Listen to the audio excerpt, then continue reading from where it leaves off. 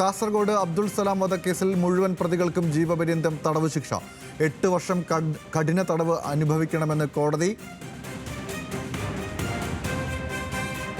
Prosecution ഹാജരാക്കിയ തെളിവുകളൊക്കെ മുഖവിലക്കെടുത്ത് കോടതി അത് ശരിയാണെന്ന് കണ്ടെത്തുകയും നല്ലൊരു വിധി പറയുകയുണ്ടായി. അതിലിപ്പം 1 മുതൽ 6 വരെ പ്രതികളെയാണ് ലൈഫ് ഇംപ്രിസൺമെൻറ്റിന് ശിക്ഷിച്ച്, ബാക്കി 2 പേരെ വെറുതെ വിടുകയും തെളിവുകളുടെ അഭാവത്തിൽ വെറുതെ വിടുന്നതാണ് കോടതി പറഞ്ഞിട്ടില്ല.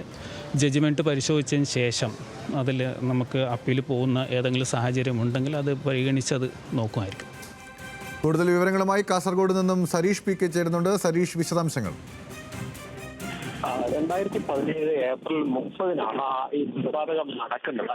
വ്യക്തിവൈരാഗ്യത്തിനെ തുടർന്ന് ഈ പ്രതികൾ സംഘം ചേർന്ന് ഈ അബ്ദുൾ സലാമിനെ കൊലപ്പെടുത്തുകയും അതിനുശേഷം അദ്ദേഹത്തിന്റെ തല അറുത്തു മാറ്റി ഫുട്ബോൾ കളിക്കുകയും ചെയ്തു. അതായത് ഗ്രൗണ്ടിൽ വെച്ച് ഈ തല ഉപയോഗിച്ച് ഫുട്ബോൾ കളിക്കുകയും ചെയ്തു. അതോടൊപ്പം തന്നെ സലാമിനൊപ്പം ഉണ്ടായിരുന്ന മറ്റൊരാളെ കുത്തി പരിക്കേൽപ്പിക്കുകയും ചെയ്തു എന്നായിരുന്നു കേസ്. ആദ്യം കേസിൽ 8 പ്രതികളാണ് ഉണ്ടായിരുന്നത്.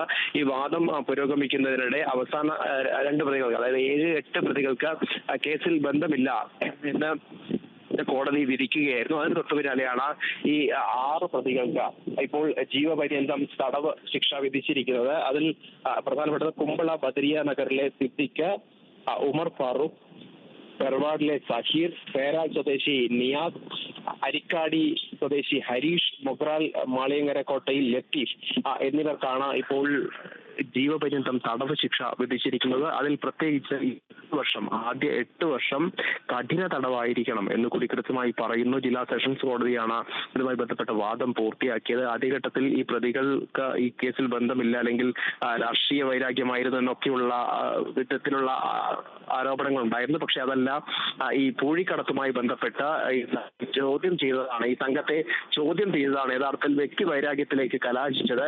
അതിനുശേഷം ഈ മുൻകൂട്ടി പ്ലാൻ ചെയ്തത് പ്രകാരം ഇവർ സംഘം ചേർന്ന് എത്തുകയും അബ്ദുൾ സലാമിനെ തടഞ്ഞു വെക്കുകയും കഴുത്തറുത്ത് കൊലപ്പെടുത്തുക, ഒരുപക്ഷെ കേരളം കണ്ടതിൽ വെച്ച് ഏറ്റവും നടുക്കിയ കൊലപാതകം എന്ന് പറയാവുന്ന രീതിയിലായിരുന്നു ഈ കൊലപാതകം നടന്നത്.